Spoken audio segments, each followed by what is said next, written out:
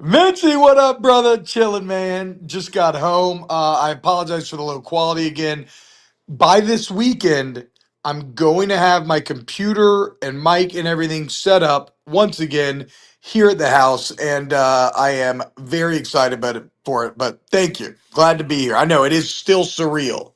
It is, and T-Bob and me go back to a Mardi Gras party in 2014 in March, and yeah, we've been on a wild journey together through ESPN Baton Rouge and through my time in Shreveport and Bossier. You used to come on my show and support me, and hell, you retweeting that video of me in Baton Rouge when I was fired up at Ole Miss, Kentucky is how Dave and Big Cat found me. Now we're 5 years later. You're here. You're tearing it up. You're hosting Wake Up Barstool for FS1. I get to see you every day in the office. I mean, ain't life grand? Look, Wake Up Mintzy is the progenitor of Wake Up Barstool. Like I mean, you're like the father of Wake Up Barstool. So in a way, I'm your son. And dude, we had a great summer together, riding around in Omaha, the 9 for 9 challenge. Yeah, man, it's been awesome, and it's gonna continue to be awesome. Well, hell yeah. Well, I appreciate you fitting me in because, like, I was going to be real upset if you were up here and we didn't get to at least talk ball for 15 minutes a week. Obviously, you're crushing it with Wake Up Barstool and Unnecessary Roughness, but I appreciate you fitting in time for me because we go too far Oh, back. bro, Mincy, come on, dog. It ain't like that. Oh, We've been man. talking. We've been talking college ball, like you said, for a decade now at this point. And you've been on fire lately, by the way. Yeah, I have been hot. Let's just, with that, we'll jump right into the DraftKings Sportsbook because there's a few games I want to hit on this week. All right, big noon, Dave Portnoy, the FS1 crew. Fascinating game in Salt Lake City, Utah. You could 100% say the winner of this game is the favorite of the Big 12. I mean, like, literally, it's early season. You've got Utah, who always has a great defense with Kyle Whittingham, but the offense has fallen off a cliff the last few years because Cam Rising couldn't stay healthy. Well, they go out this offseason, they get a dual threat in Devin Dampier, who tore it up in New Mexico, and they bring in his offensive coordinator. And they're off to a great start. They have a weird home field advantage in the mountains, but they're playing Texas Tech, I'd argue, might be the most fascinating team in college football because their NIL. No, here's why. This Double Eagle Oil Company or whoever it is came out and spent, I mean, they spent more money than God in NIL this year. And what was funny was like Lubbock, Texas isn't like where you necessarily want to go play. So T-Bob, they just outbid play for people by 3 or 400K to get players. They were just like Yeah, whatever. They just didn't care. yeah, and it's seemingly paid dividends early on. I mean, one of the positions that they invested in heaviest was that front seven. In fact, Ben, I think there's two elements in this game that I cannot wait to see. First, like all football, it's the quarterback on quarterback matchup, right? I mean, you mentioned Devin Dampier. He is awesome. His Heisman odds are climbing. He's one of the more underrated players in the entire country. If it's your first time seeing him, you're going to have a good time. And then on the other side, Baron Morton has been lights out for Texas Tech this year. And this is a guy who's a fifth year senior who I think when he signed, he was their highest rated signed quarterback ever. If you look at his career numbers, it has been a consistent upgrade over time. And right now, Ben, you go look, he's the second highest rated passer in the country. He's got 11 tuds, only one pick. I think he's averaging 11 yards per attempt, completing over 75% of his passes. So, on one hand, we have an elite quarterback matchup. And then also, this Utah team has one of the best offensive lines in the entire country. They have not won but two first round NFL tackles in Spencer Wow. Fano and Caleb Lomu. And as I said, Texas Tech heavily invested in their front seven, one of the best pressure rates in the entire country. When the ball is snapped on Saturday, do not immediately watch the quarterbacks when Utah's on offense, okay? Watch the lines of scrimmage, specifically the edges, and then, when the ball is handed off or thrown, then you can shift your gaze because you're not going to want to miss the battles that are going on the edge of the line this week. Well, that is fascinating because Texas Tech spent their money on that front seven. But you mentioned Barrett Morton. He didn't have necessarily the best college career, but they decided not to spend the money on quarterback because they believed in him. And like I said, if Texas Tech goes to Utah and wins, they're super for real. First 3 weeks, they killed. I was on them against Oregon State. They killed some bad teams. And look, I actually think that matters because good teams do blow out bad teams and don't look sluggish. But Yes. this is their first real test, and plus Utah up in the mountains, they've got a weird home field advantage. So that one's fascinating to me. My instincts just say Utah at home, especially because they got the two tackles that can block against that D line. I mean, yeah, it is that simple for me. If Texas Tech proves me wrong, I will give them all their flowers. I think I chose them to make the Big 12 championship, but whatever. I don't care a lot about whatever my preseason predictions were. It is the Rice Eccles factor to me. Also, if we want to go coach on coach like we do a lot of times in college, Joey McGuire, I'm still very much on the fence about, and Kyle Whittingham is like a top 10 coach in the country. So I think Utah takes this in a very close one. All right, I'm running through the board on DraftKings. We're gonna hit the main games. I'm gonna quick little sub notes on a couple others. SMU +7 at TCU. Look, I know TCU's the better team. Give me the +7 every time in that rivalry game. Oh, Doesn't matter who's favored when these teams play. Every one of them comes down to the wire. So I just think that's too many points. Arkansas at Memphis is just, I'm only mentioning it because one of my best friends, John Alston, who used to play for the Raiders in Stanford, his nephew is the Memphis quarterback and transferred from Nevada. He's been tearing it up. I like over 60.5 in this game. Taylor Green in Arkansas in his second year at Petrino. Their offense is one of the best in the country. They just can't stop anybody. I think that's a wild one in Memphis. But I did want to comment on it. All right, next yeah. we're The gonna. over All is a right, great play there. I agree. it's dude. Those Memphis games always get wild. All right, Auburn +7 at Oklahoma. Fascinating game here. Jackson Arnold comes back to Oklahoma after it didn't work out. Both teams have looked good so far. That was a huge win for Auburn at Baylor week 1. They got me on that. I was wrong. Auburn ran for over 300 yards. They've got talent at edge rush on defense. They've got 2 elite receivers in Coleman and Stingleton, the Georgia Tech transfer. John Mateer, one of America's darlings now, dual threat quarterback for Oklahoma. Venables has a great defense. Oklahoma looks to be one of the most improved programs in the country. What you think about this one? So first, again, and this is the theme with a lot of the games this weekend. Like after 3 weeks, we realize that we have to completely reevaluate what we consider to be the best quarterbacks entering the year. And this is a sneaky great quarterback matchup with Mateer and Jackson Arnold. And like you said, with the added storylines of Arnold's going back to Oklahoma, Mateer trying to make them forget about the ex-boyfriend. I love John Mateer. Like he is becoming a player that I want to watch no matter who he's playing because he's been that exciting. Ben Arbuckle, the OC that came with him, his offense has been great. If you follow Coach Dan Casey on Twitter, I would recommend diving into some of those Oklahoma tweet threads. I think, Ben, I like Oklahoma to win the game at home, but God, that feels like a lot of points to It give what doesn't. is a It very went. It went. talented It Auburn went team. 6.5 to 7 too. It just, if you wanted I Oklahoma, know, you which is you missed the crazy. part. You missed so much of college football gambling. You got to get the good lines early in the week because Yeah. like the edges are too small in sports gambling. So like if you get the bad lines, it's just you can't do it. Yeah, and so I mean maybe the sharps are in Oklahoma big here, but like the thing about Auburn that makes them so frustrating is like you saw what they did against Baylor, but then you see what they did last week, and it's like Dr. Jekyll and Mr. Hyde. But one thing about Auburn is they have as much talent, NFL talent, as anybody in the entire country. So at the end of the day, I think Oklahoma wins. I don't think I'm going to play this game. No. But if I did, I would take Auburn with the points. And I think Big Ev did on roughness as well. Big Ev is very sharp himself. He's way Yeah. sharper than me. My point on the Auburn would be you cannot forget this factor anytime you analyze Hugh Freeze games. He's always a great underdog and a bad favorite. That's how he's been his Yeah. whole career. He gets his guys up for the big games when the back's against the wall, but then he loses to New Mexico State or struggles with South Alabama. Like he just never has them ready for those joke games. And so Auburn being an underdog here kind of makes me lean them just because, man, the man knows how to win big games. All right, Michigan by 2.5 in Nebraska. I know you asked me about this game earlier in the week. I don't trust Michigan laying points on the road with Underwood being this young. He completed 9 passes against Oklahoma. Say what you will about Nebraska, they sell it out. They're going to be pumped for this game. I kind of lean Nebraska to win. Another fascinating quarterback on quarterback matchup. Think about it, Ben. It's the two number one rated quarterbacks in the entire country the last 2 years. Dylan Raiola against Bryce Underwood.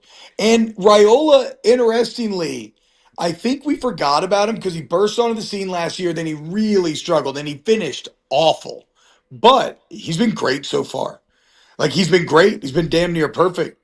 He had the good win against Cincinnati, in which it wasn't overwhelming, but he played well enough to win. I think this is finally Nebraska's time. Michigan's too flawed. They're on the road. They got a juicy number next to their name, which would help put Nebraska over. It's Matt Rule, year three, the year of three. The rule of three is that he's going to win 10 games. And if Nebraska wins this game, they got a pretty damn friendly schedule. They might be looking at 10 wins. So yeah, I'm with you. That was my dog. That was my dog pick for the parlay was Nebraska plus 2.5.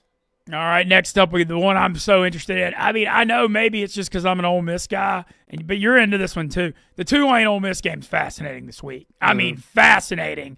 Obviously, friend of the program, John Sumrall on Wake Up Barstool, invited me to his house after they beat Northwestern. I got to hug him on the field, but I hope they get their ass whipped this week. I don't care. My Lord, I hope Tulane wins every other game, but not this week. But when you look at this one, this line went up it started 11.5, then it went to 10.5. Now it's 13.5. So some Ole Miss money came in. Lane Kiffin saying Austin Simmons is a starting quarterback. I don't know if you ever could take what Lane says seriously. And after the week Trinidad Chambliss had last week, throwing for 360, running for 60, 3 combined touchdowns, I don't know how you could start a hobbling young quarterback over him. But, who knows? He's probably posturing because Tulane's got to prepare for both. I'll say this. I think Ole Miss pulls this out. There ain't no chance in hell I'm laying 13.5. Tulane's got a legit front seven. They've got the one thing they have that makes them elite in the G5 is they have a real D-line. None of these other G5 teams have like NFL guys in the D-line. Tulane does. We've seen Tulane when they play the Power 5 the last few years. They should have beat K-State last year. They fought Ole Miss 2 years ago. They beat USC in the Cotton Bowl. They always fight in these games. They struggle to pull it out, and that's why I think Ole Miss kind of escapes by 7-10 here. Yeah, I mean it's good that you point out the D line because to your point, like that does it's extra good this game because if Ole Miss, I mean, would you agree that O line is the weakness of this Ole Miss team right now, Yeah, or I one of? would, but no, I would the pass protection specifically. I think the run blocking has been fine, but the pass pro's been a little was what was causing some of those Simmons turnovers. But That said, on the Chambliss Simmons front, I mean, God, Chambliss looked so good last week. Great name too, Trinidad. Also, Simmons so inexperienced, playing all right, but there's something to be said for a salty vet in there. Chambliss just looks so competent, so comfortable. Like you told me, I mean, he's a Division II national champion. I'm with you. This has got to be mind games. I have no idea why Lane would rush Simmons back here. Like it seems like the perfect opportunity to be like, look, get fully healthy and then we'll figure it out down the road. Yeah, I mean, I got no problem playing the 13.5. If all like or take yeah, taking Tulane with the points. If Ole Miss covers, good on them because that'll be a really quality win. I mean, shoot, Tulane's trying to beat their third Power Four team of the year. yeah, and we were like, I'll say this last week, Tulane was one of my bets of the year against Duke with Mintzy coming back. They won like 34-27, but they were up by 3 touchdowns. That game was triple starred. I don't know, like obviously it was tough to watch because so much else was going on Saturday night. But man, the crowd was rocking in NOLA. They've put some real juice in that program. And I hope Tulane wins every other game this year but this one. And they're an interesting. Oh my bad, go ahead. No, you go. Well, I was They're gonna say an they're in an interesting one. interesting spot because they can, if they lose this game but compete and win out and win the American, they'll get in the playoff. Like, they just need to not get blown out here. Obviously, if they win, they're going to be like top 20, but it's honestly more important for them. They have to win their conference to make the playoff. They have to. And so Yeah. I think that, if they fight hard here, then they're still in play for that. I mean, honestly, dude, if they win the AAC, they probably don't even have to look great this game. I think they will look good, but Oxford's going to be jumping off. Yeah, Oxford's going to be very tough for them to play in. well, this is the trap spot for Ole Miss too. One at Kentucky, one a night SEC game against Arkansas, and there's always bad blood there, especially after Ole Miss has been taking all their top players in the portal. And then you got LSU 2:30 next week, and my head's already blowing up. Like if Ole Miss wins this game, you get an undefeated LSU Ole Miss in primetime 2:30. But Ole Miss got to win this game. They got to win this game first. This ain't no gimme. So, a few others to touch on before I get you out of here. I just have a quick opinion. I think Kansas is going to beat the dog shit out of West Virginia. That's probably my favorite game of the week. West Virginia lost at Ohio 2 weeks ago. They got like 70 new players to Rich Rod. They won their backyard brawl, huge rivalry game as an underdog last week. They got up for it. Now you got to travel out to Kansas. I think this is a letdown spot against Jalen Daniels and that offense, and I think this is a spot where they get their doors blown off. And that's one of the Yeah, ones. Kansas looked so solid against Mizzou, and West Virginia. All the credit in the world to them for the hard showing last week. They just don't have the players. I mean, that's the craziest part about them winning on Saturday. They didn't have Jaheim White. They're missing their second top pass catcher. So, yeah, I'd say, and the emotional hangover factor, I think you're sharp there. Yeah, the other quick ones to touch on. So real quick on Missouri, South Carolina. This opened at 13.5 because they didn't know Sellers was going to play. Now he's going to play. It's down to 9.5. South Carolina, they got blown out by Vandy. They're struggling. Mizzou, the Penn State transfer Perbula, Brandon Walker's really hot on him. He's looked great. I mean, they scored 42 points against Kansas. God, I can't lay 9.5, but I think Missouri's going to win.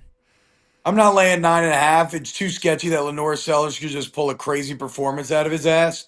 And Shane Beamer's a good motivator as an underdog as well. But I do think Mizzou's a playoff team. I think they got past that Kansas test. I think they probably go 6-2 in the SEC. Bobby, say what's up, What's dude? up, Quad Bob? What's up, Quad Quad? Bob, say what's up, Mr. Bib.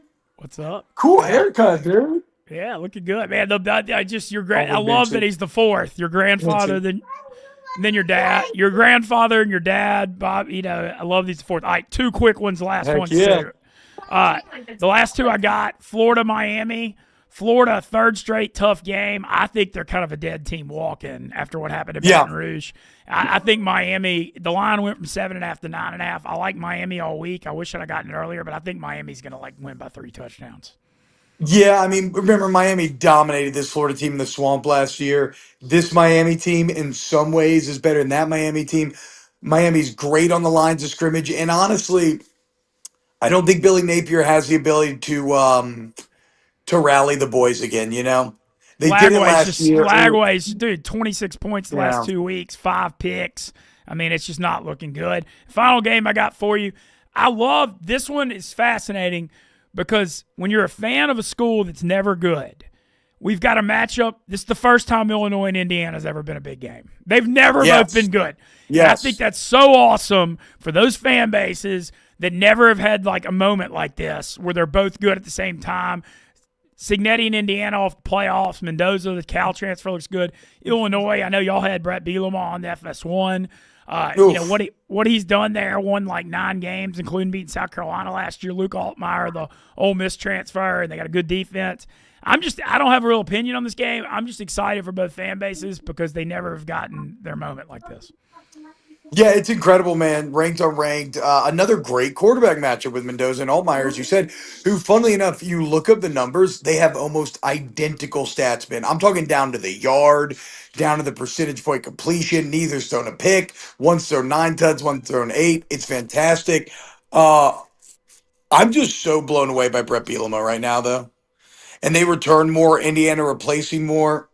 What's the number? What's the number on this game? I don't see it because DraftKings, we can't bet Illinois games. Oh, okay. Well, whatever. I think Illinois edges it out, even on the road. I think they find a way to get it done. All right. Well, T-Bob, let you get back to Quad Bob and the family. Thanks for taking some time to talk some ball. I'll see you in the office tomorrow morning, my friend. Love you, Mintzy. I'll see you tomorrow, brother. Much love to T-Bob. Hebert, as always, I'm going to keep dragging him in once a week to talk ball because it's too fitting. And Tyler Moody's going to jump on with me here in a sec. We're going to put together a DraftKings parlay for Thursday Night Football, live stream tonight, Dolphins and Bills. The Dolphins feel like a dead team walking already at 0-2. I think this whole thing's going to hell. McDaniel, I don't think the players respect him. And being 0-2 already, that was a must-win against New England at home last week if they were to salvage their season. I think things are about to get real bad in Miami. I think they could win 4 or 5 games even. Who knows what's going to happen with Tyreek Hill, too. They may have to ship him out. He's been unhappy. This team doesn't look like it's going anywhere. They're catching 12.5 tonight, I believe, on DraftKings. And then Tyler Moody joining us. What's up, Mr. Moody? How are you? What's up, brother? Do you think there's a chance that the Dolphins can cover 12.5 tonight, Mintzy? There's a chance because this is a division game, and Yeah. Miami's gone up to Buffalo as a big underdog and fought a few times the last few years. And also, the one thing on Miami, man, when it's December or January, that cold weather's terrible on them. But this being early season, they're not having to deal with that. So this is kind of a spot where, like, you would instinctively say, "Oh, the Bills will kill them," but I don't know. I think Miami. This could be a spot where they're 0-2, and then like they empty the kitchen sink and fight. I don't think they can win, but there's a chance they can fight tonight. And then, as always, we're both big DraftKings guys. Shout out DraftKings for all their promotions. They're doing these boosts. I'm about to log in and see if we can get a boost, but we're going to put together a parlay for Thursday night. And yeah, chat, feel free to join in if you got any thoughts on the parlay. Chad Love had a catching couple up. questions for you if you wanted to read those while Yeah, you're let's looking up do the it. line. No, chat. Look, we got Moody. We're always interacting with the chat, and loved having T-Bob on though. Like I said, I mean, I'm not trying to get sentimental, but the fact that we go I am getting sentimental because we go so far back, and having him up here, it's just like every day, just seeing him, it's like the best. I'll make a prediction that we'll look up in a year from now and T-Bob will be the biggest star at Barstool besides like Dave and Big Cat. I Yeah, I mean, personally like I he think he's just on as that far as track. the Oh, sports is he's concerned. dude. He's such a great host. He's so talented. I Yeah, told Big Cat we needed to hire him in 2021. yeah, Like, he's yeah, absolutely dude. incredible. No, he's always been a superstar, dude. He's unbelievable. All right, let's Mintzy, get the what's chat. your favorite Mexican dish? Ooh, favorite Mexican dish. You know what I like? It's a guilty pleasure thing. I love a like gooey queso fundido, which you put on the corn tortillas, like just like a real like melty cheese, with some heat in it.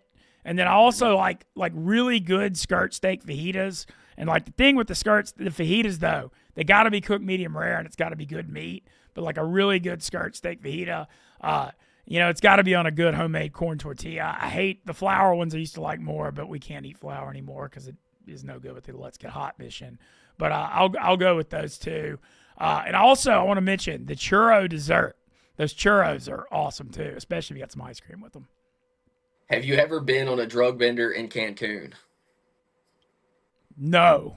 I've only been to Okay. Cancun once my senior year of high school. That was before I ever took any drugs.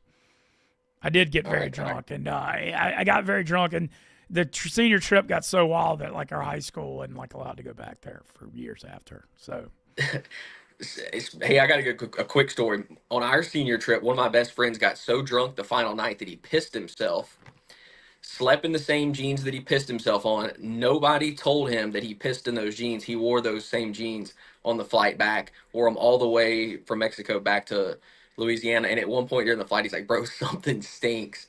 It was indeed him in his he was piss sitting in pants. urine the whole trip. Oh, He that's was got to sitting be. in That sounds like a song. Like I'm strung out leaving Mexico with wearing urine-soaked jeans. Just it's like the old. I don't remember Tim McGraw had the old song "Refried Dreams." I'm down here in Mexico, sick as a dog. Like I feel like that like morphs into that. Yeah, a good old piss pants tie is what we call him now. All right, let's get to some action on the NFL. All right, let's hit this parlay first because Thursday Okay. night Barstool live stream. I'm looking on DraftKings to see they've got a 50% boost tonight. And always look, I want to give this advice to gamblers, especially if you don't even bet big. Like there's never been a time with all these boosts and promotions that DraftKings runs where you can bet 10 or 20 bucks and actually make a few hundred and be entertained on a game. It's the best thing ever for like the moderate gambler that just wants to be entertained, and DraftKings does such a great job with that. And tonight we got a 50% boost to use on Thursday night football.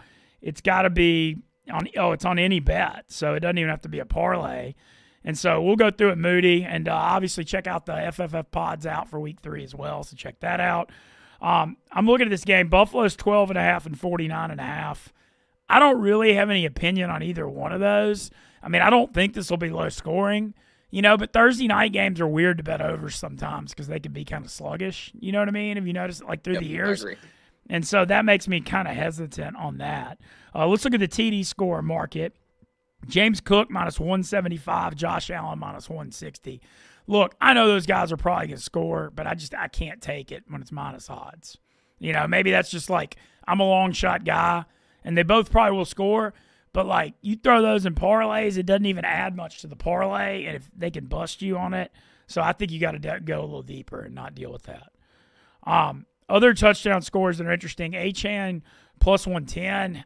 I mean that he'll probably score, but I wish it was like 150. Keon Coleman's interesting at plus 170. He broke out on the Sunday night game with 112 yards. And the thing with him, second-year receiver, and he's got the big thing with him is his size in the red zone. I mean, he is like 6'5". So I kind of don't mind the plus 170 on him. Other guys to look at, Shakir plus 250, Kincaid 265, Tyreek Hill 175, Waddle 190. Tyreek has had, I went through some digging. Tyreek's never had a 100-yard game against Buffalo in the regular season. He did in a Bills-Chiefs AFC Championship one time he went off, but Buffalo always brackets him. And when I look at the Miami props, I like Waddle more. Waddle had 200-yard games against him a couple years ago. He was hurt last year. But I just feel like Buffalo's used the strategy with McDermott for a long time. And I do like Tyreek as a player just like you do, but I feel like there's a lot of evidence. He's been playing Buffalo twice a year for a while, and there's a lot of evidence that he just doesn't really have the best games against them. Chadwick Moff agrees with you on Waddle. He's got Waddle getting 5 catches, Tua throwing a pick, and Josh Allen 2 touchdowns in this game. Chance Band over 50.5. James Cook 2 touchdowns. Josh Allen over 270 yards. That's plus 1,000. Who I like tonight is Dalton Kincaid. 40 plus receiving yards is plus 107. To get in the end zone, I think you said is plus 285. Betting touchdowns always a bit risky. I like him to but be I like a it with that factor plus tonight. number though. The whole thing with the Yes, of touchdowns, course. it's all value, and like I mean maybe I don't take the obvious guys as much, but these minus 150 touchdowns, I mean like I just can't do it. I can't do it. Okay, do you want to go?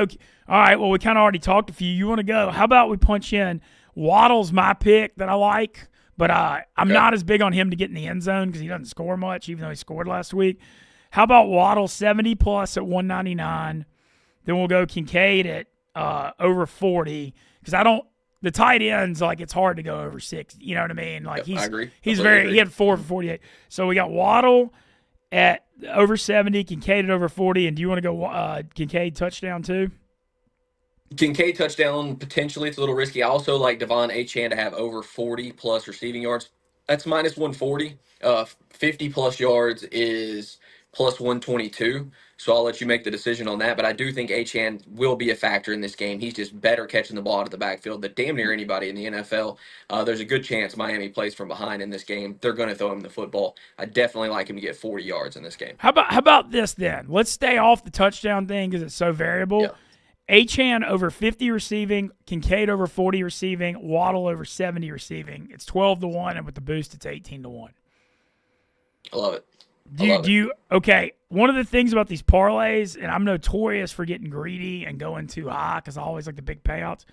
The only one here that I would like to debate on, am I getting greedy if we bump Waddle to 80 to boost the odds? Maybe so. Because Waddle very easily could have between 70 and 80. He certainly could. Waddle missed a lot of practice this week with the shoulder. He hasn't really done much this year. He had 68. He had 68 and a touchdown last week. There was a chance he wasn't even going to play this week. He is going to play, but also if you go and read through his stuff, they're like he's going to play and he's going to be a big factor. So like, I feel like he's certainly risky, but he should be a factor in this game. Do you think Malik Washington could get more touches because Waddle's banged up? Because they've been getting him the ball. Malik Washington, fully healthy, ready to go. He could potentially be a factor too. I think we're forgetting that Tyreek is there a little bit. I know what you talked about. Tyreek's going to be a part of this game plan tonight. He will flat out have to. Oh, and I'm not saying he's not. I just don't want to bet him over 80. His over/under's like set like around 7. Agreed. I agree there. So let's probably stick with Waddle at 70 plus. If you really like Waddle, I think you roll with him at 70 plus. I don't know that he's gonna drop a 90-yard game here. I really don't, unless he catches a long one, which could happen because he's got speed. Okay, definitely. That's it then. So our parlay, it's 12-1. It's with the 50% DraftKings boost, the Wake Up Mintzy parlay for the game. Waddle over 70, Devon Achane over 50 receiving, Dalton Kincaid over 40 receiving. Add the 50% boost and you opt in. 18-1. Lock it in. That work, Moody? Yeah, that works for me. One other thing, if you want to throw a touchdown guy in there, though, we can. I'll probably going to take Kincaid first touchdown again. He scored for me 20-1 a couple weeks ago. I'm probably going to run You that hit back that for tonight. me too. Yeah, yeah. One other thing I do want to point out about DraftKings: if you want your ghost leg, you have to place a $20 same game parlay tonight in order to get that ghost leg on Sunday. The ghost leg is not free anymore. You have to bet $20 in order to get that. So you make sure you opt in on that. Make sure you put together a $20 same game parlay tonight in order to get that ghost leg. So that's something that people need to be aware of if they're betting tonight, trying to get that ghost leg on Sunday. Because you got to get the Ghost Leg. It's one of the best promotions they've ever seen. Yeah. And look, shout out to DraftKings. I know some people were complaining that they made this opt-in thing on Thursday night. Dude, the Ghost Leg was originally only going to be for like week 1, maybe week 2. And now they're doing it the whole season. So, I mean, I don't blame them for having this rule on it, because this originally was only going to be a 1 or 2 week promotion, and now they're having it the whole year. And look, who's not betting a parlay on Thursday night? So, Yeah, all right. So I'm going to roll with that. And I'll do the Kincaid first touchdown with you too. What's that odds on that tonight? It'll probably be around 18 to 20-1. I'm sure. Let me see. I got DraftKings up. Let me see. I got the TD scores up. Mr. Nuts also saying Elijah Moore first touchdown tonight. Elijah Moore has been a little bit more a part of the offense. I think he had a touchdown last week or the week before. Maybe I think it was last week he scored. He's 45-1 first touchdown. I may have to roll there. Yeah, you may have to put a little sprinkle on that too, Mr. Nuts. If that hits, shout out to you. I mean, I'll throw that one on there too. I'm not gonna. I think I got to show loyalty and do it too, because Elijah Moore caught the touchdown that got me to Barstool. So I feel like I got to show some loyalty to my guy Elijah Moore. All right, we're gonna run through some of the Sunday games too here. And like I said, chat, feel free to ask about them. We're going to touch on them. Green Bay 8.5 at Cleveland 41.5. I know you've been big on the Quinshon Judkins thing. Go ahead. Yeah, speaking of Green Bay, just a moment ago, Tucker Craft, hurt his knee in practice. Probably not going to play this week. We don't know how bad it is. I was trying to read up on it while you were talking to T-Bob. We're not going to know by the time the show's over how bad it is, but it sounds bad enough to keep him out at least this week. I saw some people saying, prayers up for Tucker Craft, hoping that he'll be back after week 5, which is certainly interesting. It's a factor. No Reed. Oh, no he Kraft. was a huge part of that offense last week. Yeah.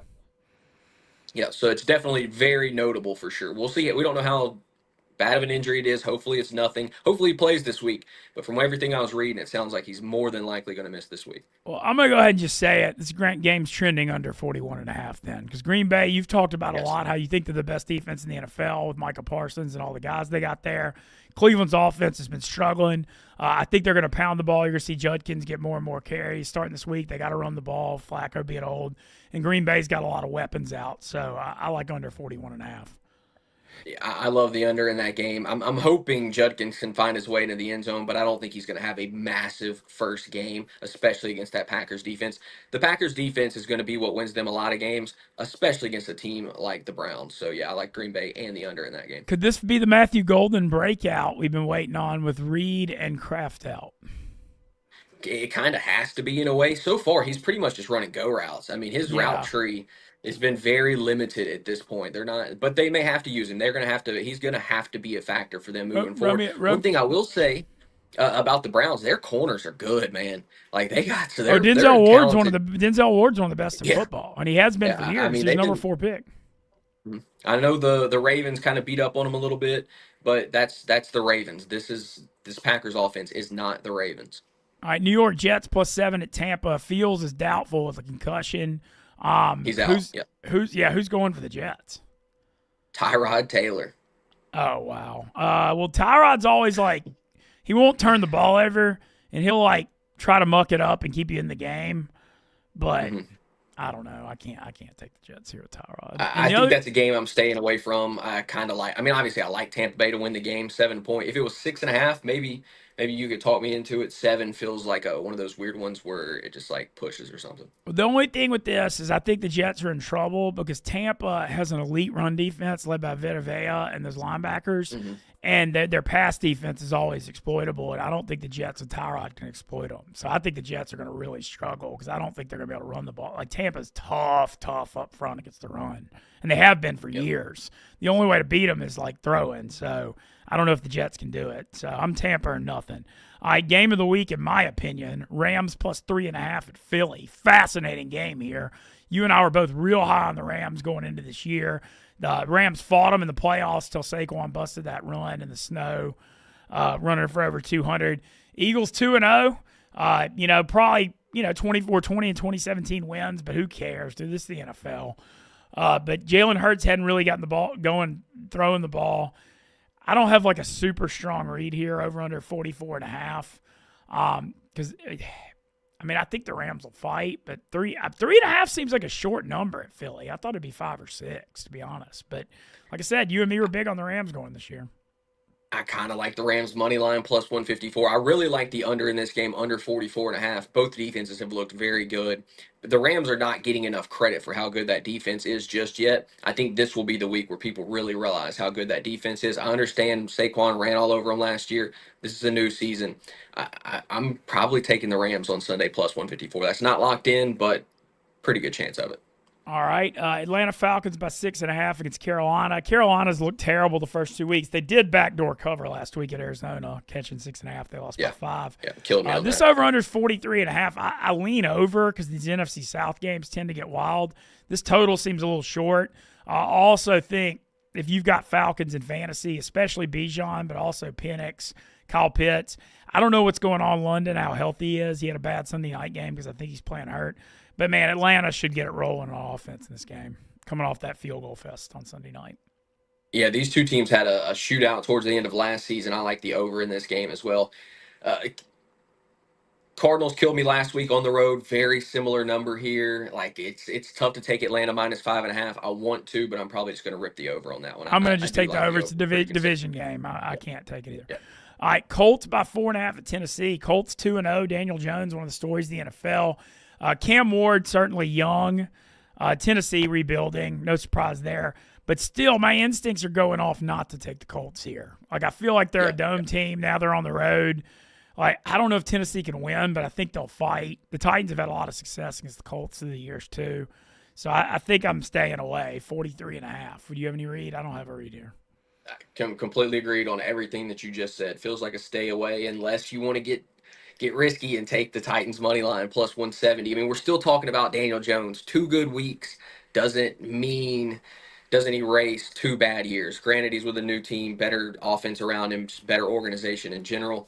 But this could be a sneaky spot to take the Titans plus 170. But I'm not saying I'm doing that, but I would rather do that than take the Colts minus 4.5. I can tell you that. I will say one read I have on this game. The Colts 2 corners were out last week and are dealing with injuries. This might be a Calvin Ridley breakout with the Colts dealing with corner injuries. I think this would be a game where he could have a game. And the thing with him is he's explosive, so he could bust something big.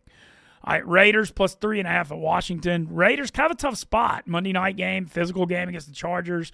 Short week, cross country, 1 Eastern kick. Jaden Daniels, I think he's going to go, but he's got that sprained knee, so he's not going to be mobile. What do you think about this one? Staying away from it. Just don't trust the Raiders for anything. If Daniels can't run, that limits their offense a little bit. I think Terry McLaurin probably has his best game of the season so far. They're going to have to rely on him some. Probably a pretty good chance that Bill Krosky-Merritt pops off in this game. Also, they're going to have to get Debo the ball in unique ways like they've been doing. Yeah, so I think Washington wins. I really do think Washington wins, but there are concerns with Jaden Daniels' knee. So this is a stay-away game for me. All right, Cincinnati Bengals at Minnesota. Jake Browning against Carson Wentz. Both these teams dealing with Burrow out 3 months with turf toe surgery, and J.J. McCarthy out like 5 or 6 weeks with a high ankle sprain. Man, this one, I'll say this. Browning threw 3 second-half picks last week, but he did get the win. He looked good 2 years ago when he played a lot for Burrow, so he knows the offense. He actually used to play for the Vikings too, but I don't know like if the Jake Browning revenge factor is even a thing with him. The Vikings going with Wentz. McCarthy didn't look good anyway, so I don't know that this is going to make like that big a difference.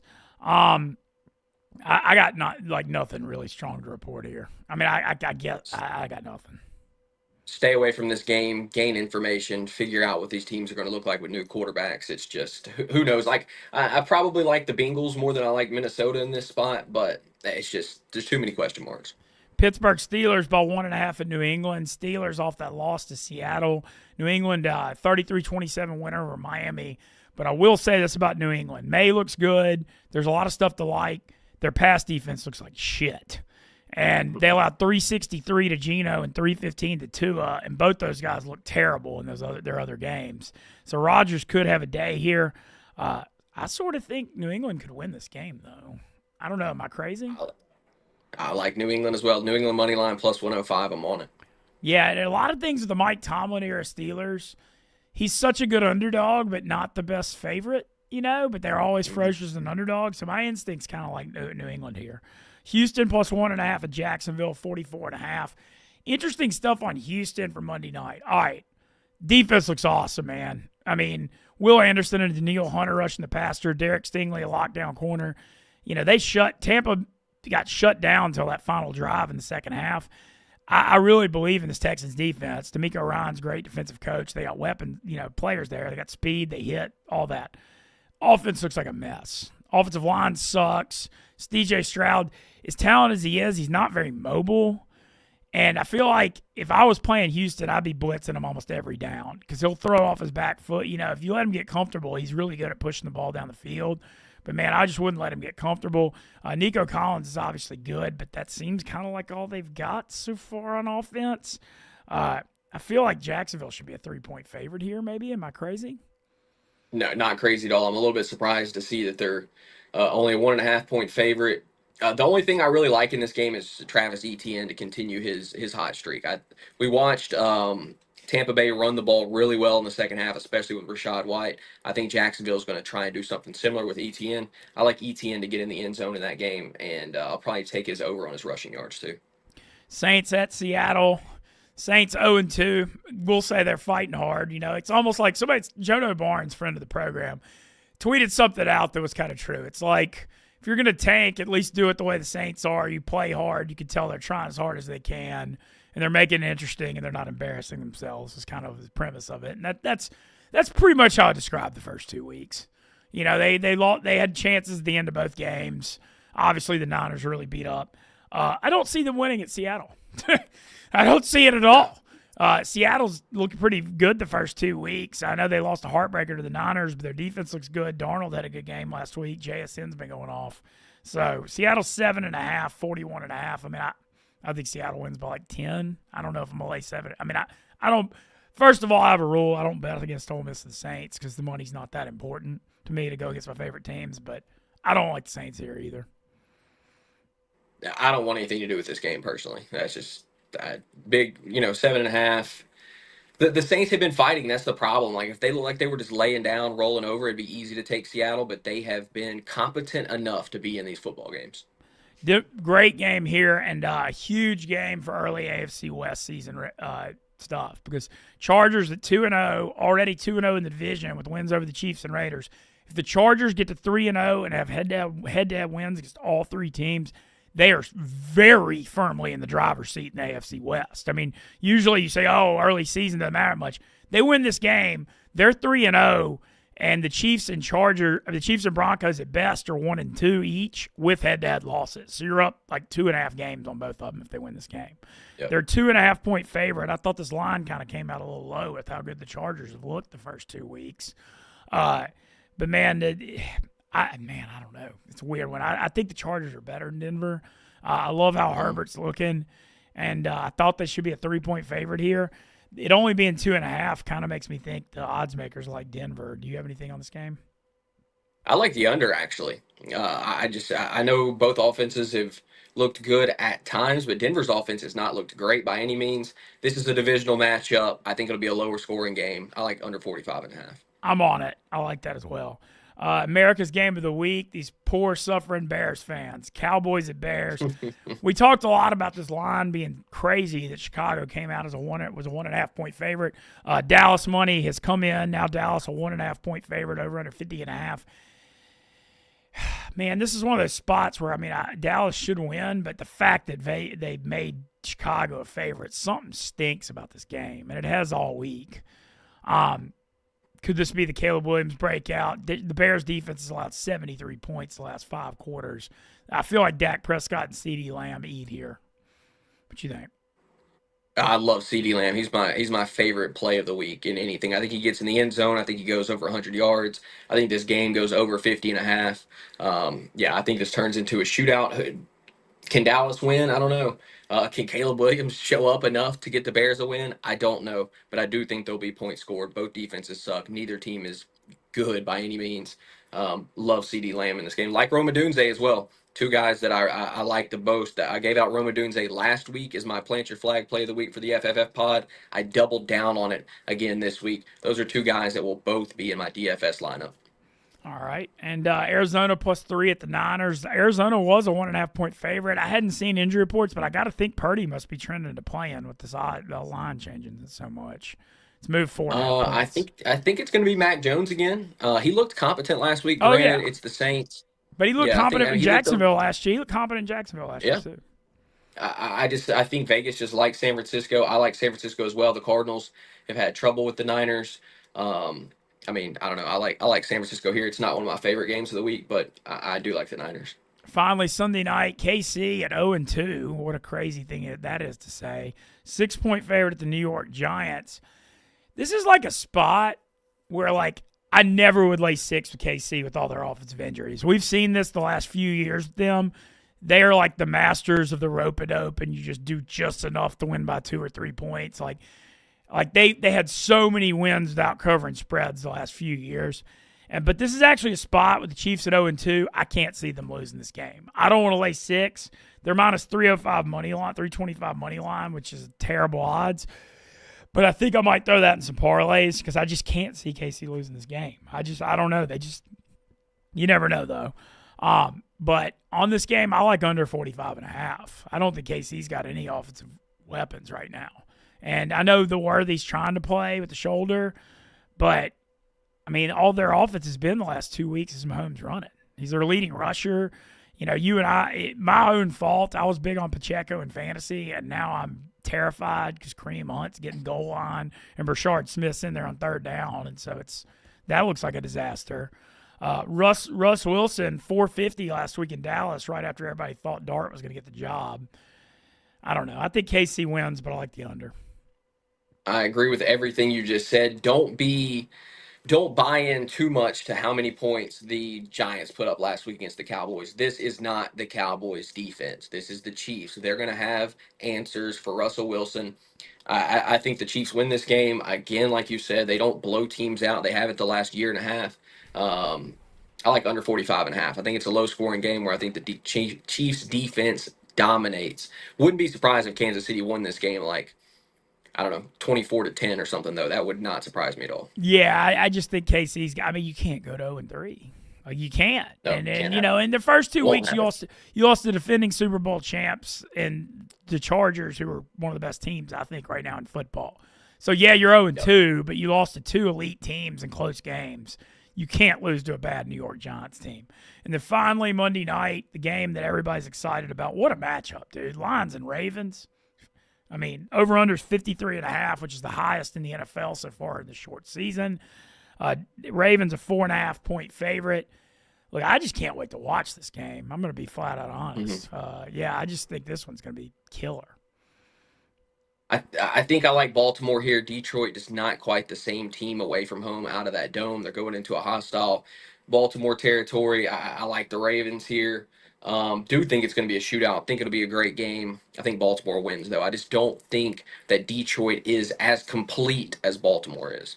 Yeah, my other thing, too, that week 1 game against Green Bay, the Detroit lost 2 offensive linemen, and Goff is so not mobile that if he doesn't have good protection, he can be exploited. And the Ravens, like their secondary can, you know, you see them give up big leads in the fourth, but they can rush the passer. And so if they can get some heat on Goff, that could be a problem. And the Lions' run defense, it looked better against Chicago, but that's Chicago. I know Derrick Henry struggled last week. I don't think he's going to struggle in this game. I think he'll be a very big factor. Yeah. Well, I'm loving Chat, Goff. Yeah, we went through pretty much everything. Mr. Nuts was asking for us to throw together a touchdown parlay real quick. Well, Moody, you're great at those. I'm going to look at the I'll tell you what I love. I got 2 guys that immediately jumped out to me. It's CD Lamb and Travis Etienne. Those are the 2 guys that I like the most. I saw Jerry put out the signs and had CD. Couldn't agree with him more. I mean, it feels like CD's had 2 pretty good weeks, looked even better in week 2, hasn't found the end zone yet. He gets in the end zone this week against Chicago. Love CD Lamb to score. And then Travis Etienne has scored the first 2 weeks. We saw Houston's run Plus one defense and plus 115 is still pretty good. good enough. I like that at plus 115. And one of the other things I would say, I get in trouble sometimes chasing the plus 250s, plus 350s. They can make you some money if you hit on those guys, no doubt about it. They can also blow your parlay up really quick. So if you're going to chase a plus 350 guy, get a ghost leg so you can have that as some insurance. That's What what do I you would think say. about it, to make this, because we're throwing together the parlay? He wants it. What do you think? I know you're big on Roma Dunze. He's plus 160 in a game that could be high scoring. Yeah, I think he could score as well. I think it's definitely possible.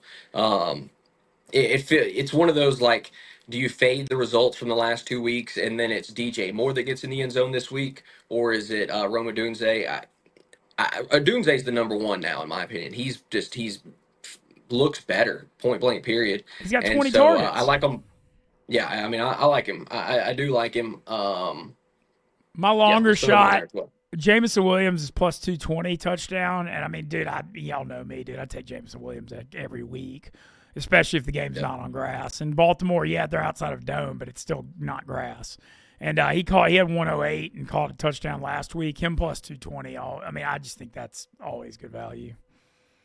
I love Bijan too. I think he's like probably freaking minus 200 or something, but He might be worth taking um, for 2, though. he's minus 205. Yeah, I just Bijan's got to score against Carolina. It just has to happen. He's minus 205. He's only plus 250 for 2 plus. Um, Vegas knows he's getting into the end zone this week, but minus 205 is just it's a little much. Okay. Chadwick Moff asking what's Mincy's fantasy football record this year? So we're Moody and Considering we're 1-1 in our huge one, and it sucks because after week 1, we started the year. This is the huge. I mean, we're in like one of the biggest leagues of all time. We started the year 1-0 because Josh Allen carried us on Sunday night.